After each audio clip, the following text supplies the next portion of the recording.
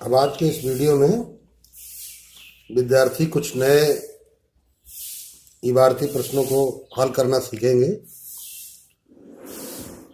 प्रश्न आपके पास है, क्या एक ऐसी आम की बगिया बनाना संभव है जिसकी लंबाई चौड़ाई से दोगुनी हो और उसका क्षेत्रफल 800 मीटर स्क्वायर हो? यदि है तो उसकी लंबाई और चौड़ाई ज्ञात कीजिए। हल करेंगे। क्वेश्चन नंबर 11 कहा गया है लंबाई चौड़ाई से दोगुनी हो। तो इस कथन में चौड़ाई की बात बाद में हो रही है, इसलिए पहले चौड़ाई को मानेंगे क्योंकि ये लंबाई जो है वो चौड़ाई से दोगुनी है, अर्थात चौड़ाई पर आश्रित है। तो माना कि बाग की चौड़ाई बराबर x मीटर, अतः प्रश्नानुसार लंबाई बराबर क्या कहा गया, दोगुनी, अर्थात 2x मीटर। फिर लिखेंगे चूंकि बाग का क्षेत्रफल कितना दिया गया है, 800 मीटर स्क्वायर। तो अब क्षेत्रफल का सूत्र क्या होता है, लंबाई इंटू चौड़ाई। इसका मतलब x इंटू 2x बराबर 800। तो कितना हो गया, 2x स्क्वायर बराबर 800। अब क्या करेंगे, चूंकि ये द्विघात समीकरण है इसलिए हम हल करने को तो ऐसे ही हल कर सकते हैं, लेकिन नहीं, पहले इसको द्विघात समीकरण बनाना है। 2 का भाग लगाएंगे, x स्क्वायर बराबर 400, 400 का पक्षांतर कर लीजिए, x स्क्वायर माइनस 400 बराबर 0। अब आप यहाँ वर्गांतर प्रयोग कर सकते हैं। तो वर्गांतर प्रयोग करेंगे तो एक बार x प्लस ये 20 का स्क्वायर बनेगा, तो 20 और एक बार x माइनस 20 बराबर 0। तो अब क्या होगा, अतः आगे लगाएंगे तो x बराबर एक उत्तर आएगा -20। ये क्या हो जाएगा, निरर्थक, क्योंकि x क्या था, चौड़ाई थी, चौड़ाई कभी भी माइनस में नहीं आ सकती। तथा दूसरा उत्तर x बराबर कितना था, 20। तो x क्या था, चौड़ाई। तो अब लिखते हैं हम क्या है, जैसा प्रश्न ने कहा, अतः बाग की, उत्तर देते समय पहले लंबाई लिखोगे, कितनी थी, 2x, तो 2 इंटू 20 40 मीटर, तथा चौड़ाई कितनी थी, x अर्थात 20 मीटर। तो इस प्रकार ये आपका आंसर कंप्लीट हो जाता है। अगला क्वेश्चन देखें, क्या परिमाप 80 मीटर और क्षेत्रफल 400 मीटर स्क्वायर के एक पार्क को बनाना संभव है? यदि है तो उसकी लंबाई और चौड़ाई ज्ञात कीजिए। तो यहां 2 बातें बताई गई, परिमाप 80 मीटर और क्षेत्रफल 400 मीटर। तो अब लिखेंगे क्या, 12 नंबर है, हल करेंगे। माना कि पार्क बनाना है, तो पार्क की लंबाई बराबर x मीटर। फिर लिखेंगे क्या, चूंकि परिमाप बराबर 80 मीटर है, तो परिमाप के नीचे परिमाप का सूत्र लिखो, 2 लंबाई प्लस चौड़ाई बराबर 80। तो 2 x प्लस चौड़ाई तो अभी पता नहीं तुमको, तो चौड़ाई ही लिख देते हैं बराबर 80। तो 2 से पहले भाग लगा दो, 2 का पक्षांतर कर दो, तो इधर हो जाएगा 40, भाग लग जाएगा, x प्लस चौड़ाई। तो इस प्रकार चौड़ाई बराबर क्या हो गया, 40 माइनस x। तो देखो पहले कथन से परिमाप से तुम्हारा दोनों चीजें निकल आई। पुनः लिखेंगे, पुनः क्षेत्रफल बराबर 400 है। चूंकि पार्क का क्षेत्रफल बराबर 400 मीटर स्क्वायर, तो क्षेत्रफल क्या होता है? लंबाई इंटू चौड़ाई। इसलिए लंबाई x इंटू चौड़ाई 40 माइनस एक्स बराबर 400।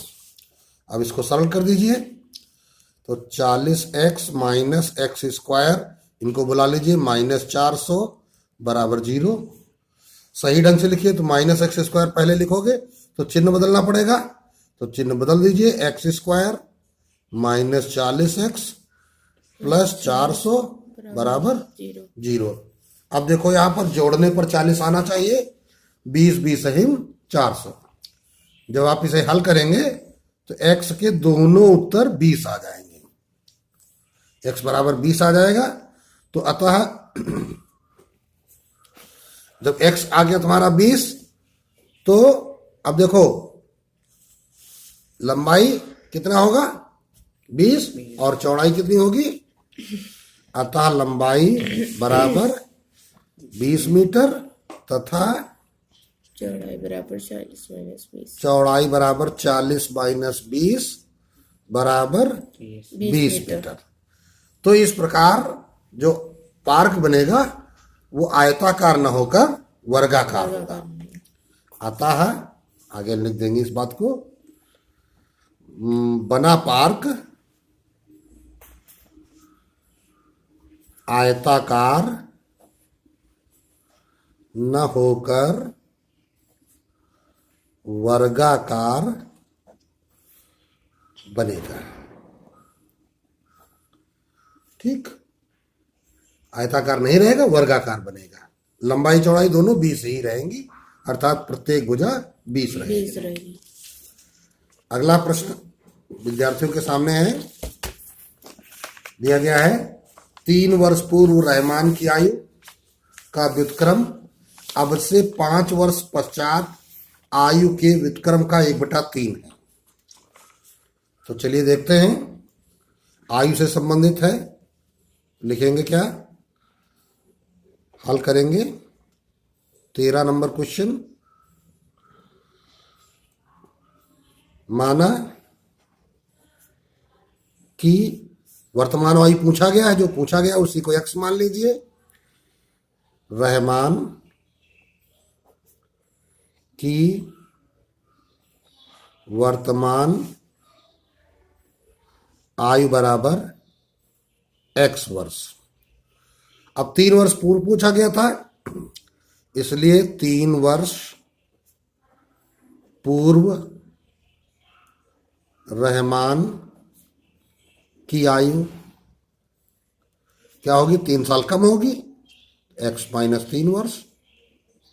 और चर्चा हुई थी 5 वर्ष पश्चात, तो लिखेंगे 5 वर्ष पश्चात। सारी हम तैयारी कर लेते हैं पहले, x प्लस 5 वर्ष होगी। तैयारी हो गई? अब शर्त पढ़ लीजिए, तो लिखेंगे क्या? प्रश्नानुसार क्या कहा जा रहा है?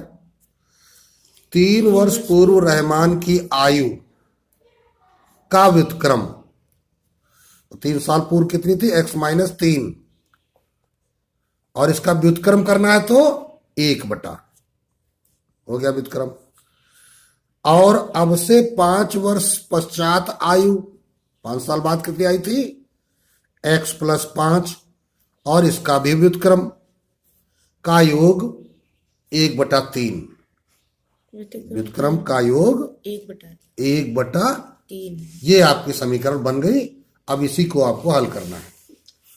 तो इस प्रकार इसको हल करना आपको सिखाया जा चुका है। हर में लघुत्तम लेंगे, x minus 3 into x plus 5। X plus 5 का गुणा तिरछा जाएगा यहाँ पर, प्लस एक्स माइनस 3 का गुणा इधर जाएगा, बराबर 1/3। तो ऊपर हो गया 2x, 5 में 3 गया, प्लस 2, नीचे गुणा कर लीजिए, एक्स स्क्वायर प्लस 5x, पहले x का गुणा हो गया, अब माइनस 3 का, माइनस 3x माइनस 15 बराबर 1/3।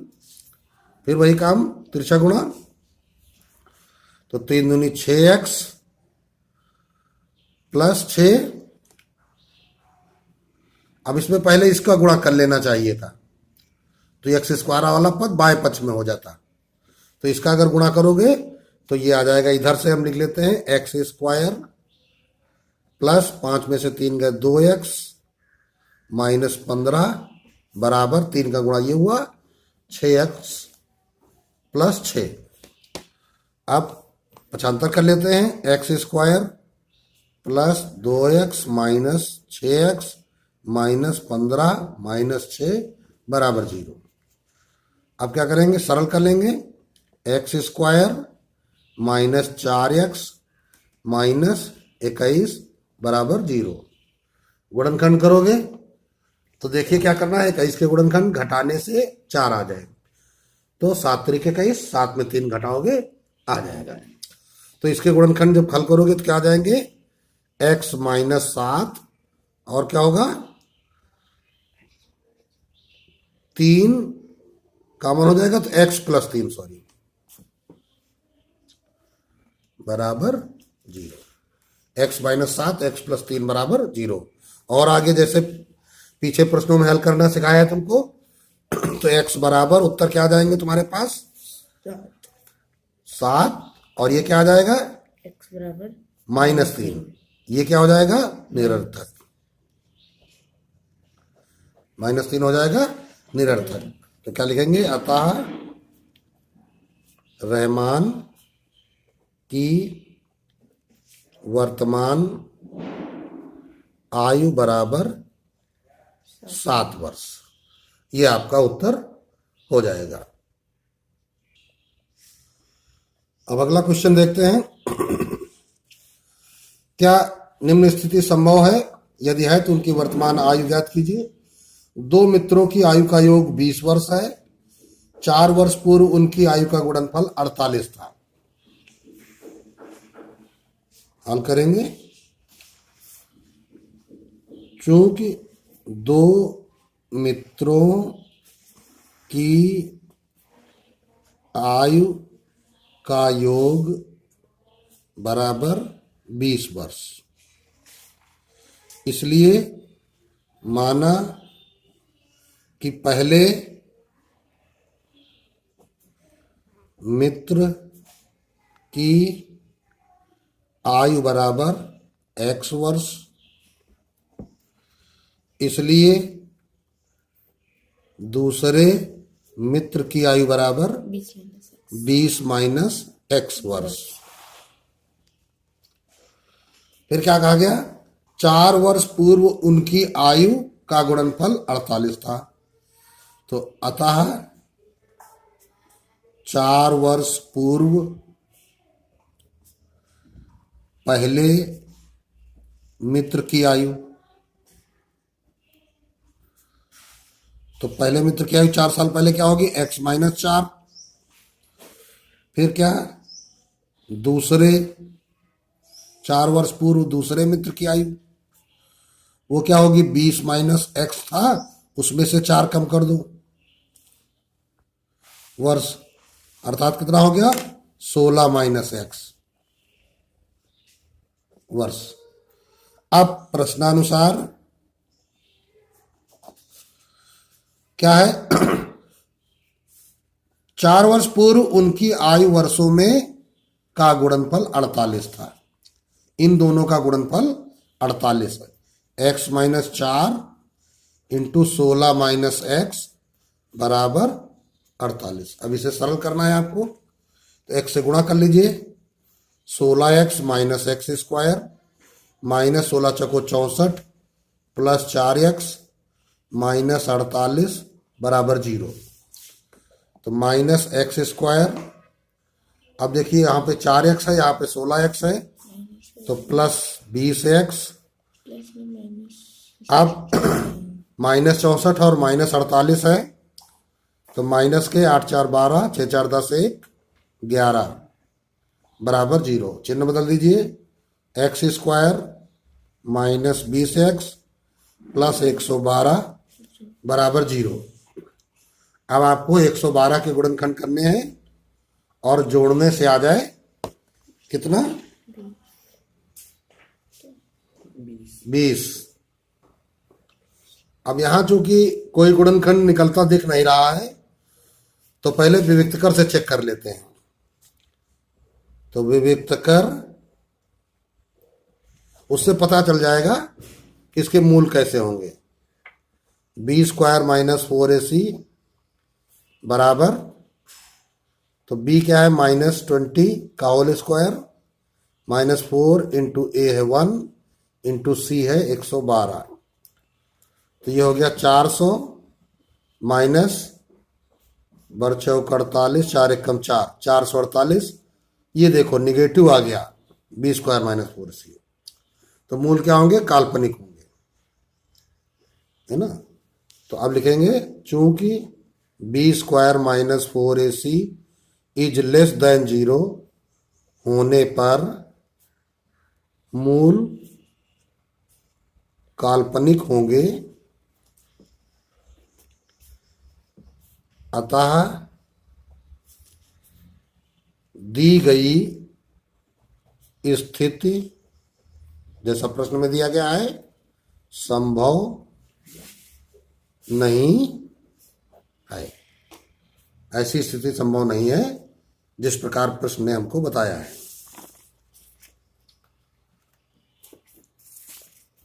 अब एक महत्वपूर्ण प्रश्न विद्यार्थियों के सामने है, 15 नंबर। अब इसे ध्यान से समझेंगे। 2 पानी के नल एक साथ हौज को 9 सही 3/8 घंटों में भर सकते हैं। ये काम समय से संबंधित प्रश्न है और इस प्रश्न को विद्यार्थियों को बहुत ध्यान से सीखना है। काम और समय, बच्चों काम और समय एक दूसरे के व्युत्क्रम होते हैं। जैसे पहले सवाल पढ़ते हैं, 2 पानी के नल एक साथ एक हौज को 9 सही 3/8 घंटों में भर सकते हैं। बड़े व्यास वाला नल हौज को भरने में कम व्यास वाले नल से 10 घंटे समय कम लेता है। देखिए ये वाली शर्त सरल है, तो इसी से मानने वाला काम किया जाएगा। प्रत्येक द्वारा अलग से हौज को भरने के समय ज्ञात कीजिए। तो देखो बड़े व्यास वाला एक नल है तो दूसरा कम व्यास वाला नल है। तो हम लिखेंगे यहां पर, पहले हल करेंगे इसको। पहले तो ये वाली शर्त लिख लो, क्योंकि बड़े व्यास वाला नल हौज को भरने में कम व्यास वाले नल से 10 घंटे कम समय लेता है। इसलिए माना कि, जैसा कि तुमको पहले भी बताया गया है कि मानने वाले काम में बाद वाली स्थिति को पहले मानो। कम व्यास वाले नल को लगा समय हमने क्या मान लिया, x घंटे। कम व्यास वाला नल है उसको कितना लगा समय, x घंटे। अब जो ऊपर स्टेटमेंट दिया गया है इसके आधार पे हम कह सकते हैं, इसलिए बड़े व्यास वाले नल को लगा समय कितना, 10 घंटे कम लगता है, अर्थात x माइनस 10 घंटे। इसी प्रकार मानने वाला काम किया जाता है। यह बात विद्यार्थी विशेष ध्यान रखेंगे। अब आते हैं भाई, इधर क्या कहा था, 2 नल एक साथ हौज को इतने समय में भर सकते हैं। तो कभी भी काम और समय से संबंधित जब प्रश्न बच्चों के सामने आए तो उन्हें कुछ बातों को विशेष ध्यान रखना है। वो क्या है कि जैसे हमने मान लिया कि एक नल है, उस हौज को x घंटे में भर सकता है, और दूसरा नल है, उस हौज को x माइनस 10 घंटे में भर सकता है। फिर क्या किया, दोनों नल एक साथ खोल दिए गए, तो अब उतना टाइम तो लगेगा नहीं, अब तो जल्दी भर देंगे टंकी को। तो फिर ऐसी स्थिति में आपको क्या करना होता है, एक एक घंटे का काम निकालना पड़ता है, ऐकिक नियम का सहारा लेना पड़ता है। वैसे भी मान लो जैसे हमने किसी गड्ढे को एक मजदूर से खुदवाया तो 5 दिन लगे, दूसरे गड्ढे को दूसरे मजदूर से हमने जब खुदवाया उतना ही बड़ा गड्ढा तो उसको 7 दिन लगे। अगर हम दोनों को लगा दें उतना ही बड़ा एक तीसरे गड्ढा को देख लेंगे तो न तो 5 दिन लगेंगे, न 7 दिन लगेंगे, और न ही आधे दिन लगेंगे, कम दिन लगेंगे। तो ऐसी स्थिति में हमको करना होता है कि हम उनका एक दिन का काम निकालें। कभी भी काम और समय हो तो इकाई समय पर वर्क कराना चाहिए। तो लिखेंगे क्या, चूंकि कम व्यास वाले नल का 1 घंटे का काम, 1 घंटे का काम समय वाले प्रश्नों में यह काम जरूर करना चाहिए। तो नल टंकी को भरता है x घंटे में, तो 1 घंटे में कितना भरेगा, ये बात थोड़ा कम समझ में आ रही होगी। लेकिन अब हम तुमको दूसरे तरीके से बताते हैं। सोचो कि एक टंकी है, वो 10 घंटे में भरती है, तो 1 घंटे में एक घंटे के करके 10 घंटे में वो भर जाती है। तो 1 घंटे में कितनी भरेगी, टंकी का 10वां हिस्सा, टंकी का 10वां हिस्सा। भाई 10 घंटे में भरती है तो 1 घंटे में 10वां हिस्सा भर गया, फिर दूसरे घंटे में 10वां हिस्सा भर गया, फिर तीसरे घंटे में 10वां हिस्सा भर गया, मतलब वो इसी प्रकार करके 10 घंटों में भर जाएगी। तो 1 घंटे का काम हमेशा क्या होता है, कुल समय का व्युत्क्रम 1/x घंटे। इसी प्रकार बड़े व्यास वाले नल का 1 घंटे का काम 1/x माइनस 10। यहां घंटे नहीं लिखना होगा, काम लिखा तो भाग लिखा जाता है, यहां पे भाग। अब इसके बाद आपको निकालना है दोनों नलों का 1 घंटे का काम। दोनों नलों का 1 घंटे का काम। तो पहले नल ने 1/x भाग भरा था, दूसरे नल ने 1/x माइनस 10 भाग भरा था। अब क्या कर देंगे, जोड़ देंगे। तो ये दोनों नलों का 1 घंटे का काम तुमने निकाला है। और सवाल ने क्या कहा था कि 2 नल एक साथ 9 सहित 3 घंटे में भर सकते हैं। तो लिखेंगे क्या, प्रश्नानुसार 2 नल हौज भरते हैं 9 सहित 3/8 घंटे में। देखिए क्या लिखा है, 9 सहित 3/8 घंटे। तो इसका मतलब क्या हो गया, 9 × 72, 3 75/8 घंटे। तो इसलिए दोनों नलों का 1 घंटे का काम, तो ये सवाल के हिसाब से है, ये तुमने लगाया था ऊपर, तो प्रश्न के हिसाब से 75/8 घंटे में टंकी भर जाती है। तो 1 घंटे में कितनी टंकी भरेगी, इसका व्युत्क्रम लिखा दो। जैसे अभी ऊपर व्युत्क्रम निकाला था तो क्या हो जाएगा, 8/75 भाग। अब देखो ये प्रश्न के हिसाब से है, दोनों नलों का 1 घंटे का काम। ये तुमने निकाला था दोनों नलों का 1 घंटे का काम। अब दोनों को बराबर कर दो, एक समीकरण बन जाएगा।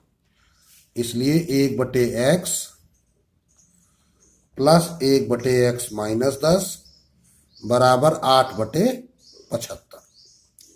अब आप इसको सरल करेंगे तो x of x minus 10 x minus 10 plus x बराबर 8/75। ये तिरछा गुणे हो गए हैं तो ये हो गया 2x माइनस 10 बटे एक्स स्क्वायर माइनस 10x बराबर 8/75।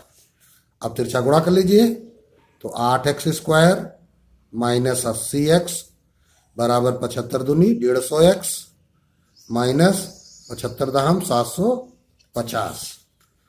अब 8x square minus 80x minus 150x plus 750 बराबर 0।